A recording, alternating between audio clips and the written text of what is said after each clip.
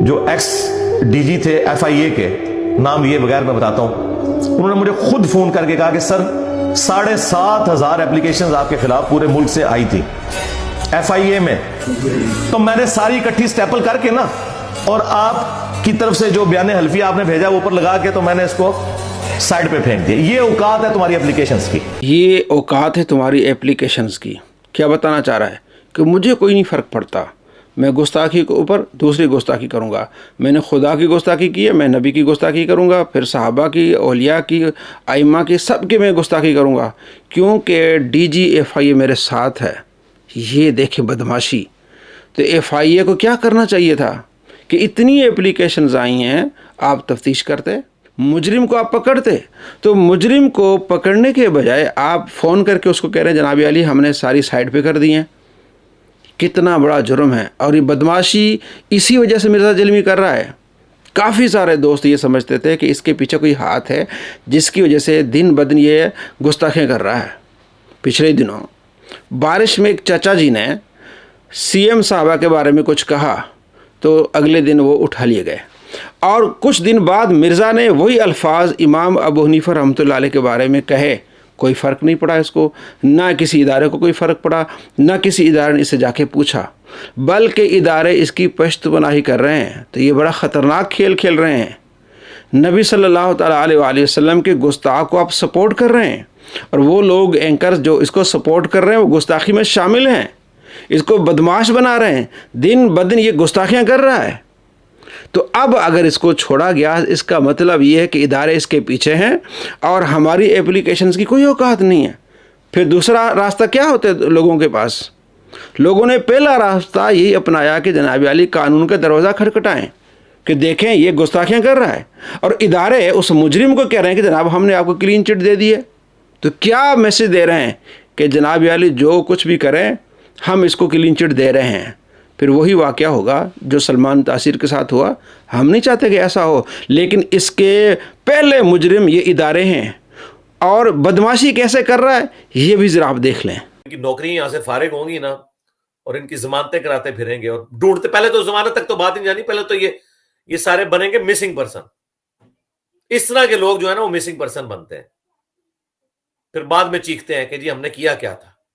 تم لوگ یہ حرکتیں کر رہے ہو نا تو دیکھو پھر تم لوگوں کے ساتھ ہوتی کیا ہے. اور اگر کوئی زیادہ مسئلہ ہو ہمیں بتائیں. پاکستان میں ایٹ لیسٹ کسی کو انشاءاللہ تعالیٰ دوسری دفعہ جرت نہیں ہوگی. آپ صرف اکیڈمی میں رابطہ کر کے اس مسجد کا نام بتائیں، انشاءاللہ تعالیٰ جس ریاستی ادارے سے کہیں گے نا ان کا ہیڈ وہاں پہ فون کرے. جس کو کوئی مسئلہ ہے وہ مجھے بتائے. آپ دیکھیں ان کے ساتھ ہم کرتے کیا ہیں. کسی ایجنسی کو انوالو کرنا پڑا، کسی ریاستی ادارے کو انوالو کرنا پڑا، لوگ ان کو ڈھونڈتے پھریں گے. صرف میرے ایک فون کال اور اشارے کے منتظر ہیں لوگ کہ بتائیں کرنا کیا ہے کسی کے ساتھ. بتائیں کرنا کیا ہے کسی کے ساتھ. داڑھی پہ ہاتھ پھیر کے کہہ رہا ہے ان کو لوگ ڈھونڈتے پھریں گے، مسنگ پرسن بن جائیں گے، ادارے کے ہیڈ ان کو فون کریں گے. یہ بدماشی کس کے بلبوتے پر؟ ان اداروں کے بلبوتے پر. اداروں کو سوچنا چاہیے کہ تم ایک گستاخ کو اتنی سپورٹ دے رہے ہو. فیصل آباد میں مرزا کا چیلا مسجد میں آ کے بدماشی کر رہا ہے تو عالم نے اس کو روکا کہ بھائی اس طرح نہ کریں، نماز پڑھیں، سکون سے جائیں، یا ماحول خراب نہ کریں.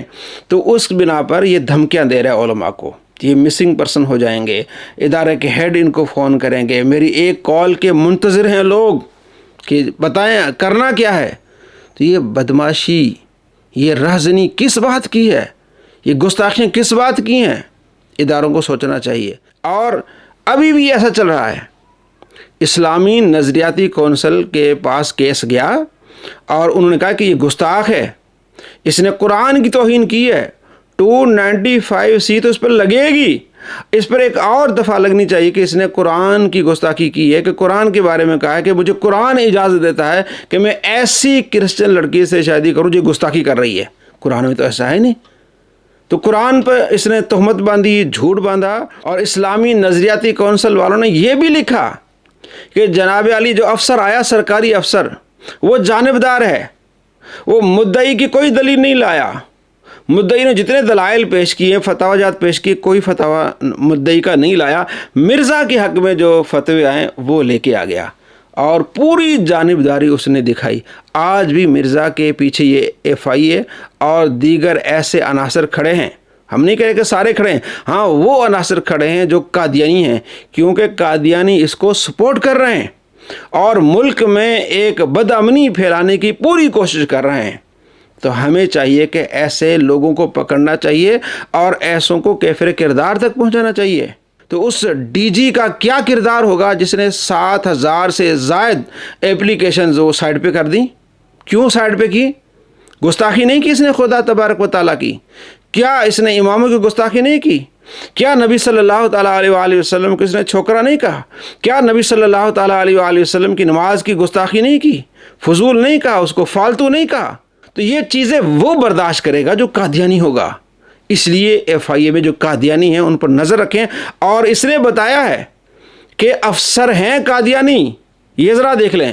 پہلے ایک میٹنگ ہوئی، اس میں ہمارے ملک کی سب سے طاقتور شخصیت بیٹھی ہوئی، ہمارے پنجاب کے سب سے طاقتور بندے نے ان کے سامنے یہ مقدمہ رکھا، ہمارا جو فلاں آفیسر تھا ہمارے ادارے کا اس کمیونٹی سے تعلق رکھتا تھا جسے آئین میں کافر ڈکلیئر کیا گیا، اس کی وجہ سے مولوی جو ہے وہ آئے دن ہمارے ساتھ پھڈا کرتے تھے تو ہم نے اس کی ٹرانسفر کر دی۔ تو پاکستان کی سب سے طاقتور شخصیت نے اس میٹنگ میں انہیں کہا کہ تم نے ان مولویوں کے سر میں گولی کیوں نہیں اس وقت مار دی؟ مذہب کی بنیاد کے اوپر ہم نے فرقہ واریت نہیں ہونے دینی یہاں پہ، اور وہ میں نظر آ رہا ہے۔ میرے پاس اندر کی رپورٹ بھی ہے۔ اندر کی رپورٹ ہے؟ تمہیں کس نے بتایا اندر کی رپورٹ ہے؟ یہ سارے قادیانی چیلے جو اس کے ہیں یہ اس کو بتاتے ہیں۔ تو ایف آئی اے والوں کو سوچنا چاہیے کہ یہ قادیانیوں کو سپورٹر اس لیے بن رہا ہے مولویوں کے سر میں گولی مار دیں، یعنی قادیانی کے خلاف بات کرنے والے کے سر میں گولی مار دیں۔ کتنا یہ قادیانیوں سے پیار کرتا ہے، اس کی اب بھی آپ نے پشت پناہی کرنی ہے۔ موجودہ جو افسرز ہیں ہم انہیں کہیں گے کہ ایسے مجرم کی پشت پناہی نہ کریں، آپ بھی مجرم ٹھہریں گے۔ دوستو آپ نے دیکھا کہ یہ بدماشی کیوں دکھا رہا تھا، لوگ بار بار باتیں کر رہے تھے کہ اس کو پکڑا کیوں نہیں جا رہا، اتنی بڑی گستاخیاں کر رہا ہے، پکڑا کیوں نہیں جا رہا؟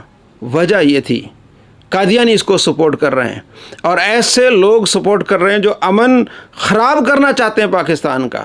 اور میں آپ کو یہ بات بھی بتاؤں کہ یہ اس وجہ سے پکڑا گیا ہے کیونکہ اس نے مسیحی برادری کے بارے میں کہا کہ انہوں نے یہ کہا ہے اور ان کا یہ عقیدہ ہے، ادروائز یہ ایف آئی والے نہ پکڑتے، اس پر کیس نہ ہوتا۔ تو مسلمان 7,000 اپلیکیشن دے رہے، یہ نہیں پکڑا جا رہا صرف اس وجہ سے کہ اس کے پیچھے لوگ ہیں، اس لیے بدماشی کر رہا ہے۔ اب اس کی بدماشی ختم ہونی چاہیے۔ بہت اس نے مسلمانوں کو دکھ دیا ہے، اور نبی صلی اللہ تعالیٰ علیہ وآلہ وسلم کی اس نے گستاخی کی ہے، مسلمانوں کے دل چھلنی ہیں۔ اب اس کو مسلمان معاف کرنے والے نہیں ہیں، لہٰذا بہتر یہی ہے کہ قانونی طور پر جو مسلمانوں نے 7,000 سے زیادہ اپلیکیشنز دی تھی ان کو دوبارہ دیکھا جائے، جانچ پڑتال کی جائے کہ کیا کیا انہوں نے کہا ہے۔ انہوں نے پرامن طریقے سے اپلیکیشنز دی ہیں، اس کو سائڈ پہ کیوں کیا گیا؟ کیوں اس کو بدماش بنایا گیا؟ اور بار بار بھی یہ گستاخیاں کرتا رہا اور یہاں تک پہنچا۔ اس کو ایف آئی اے کیفر کردار تک پہنچائے، اپنی آخرت کی فکر کرے۔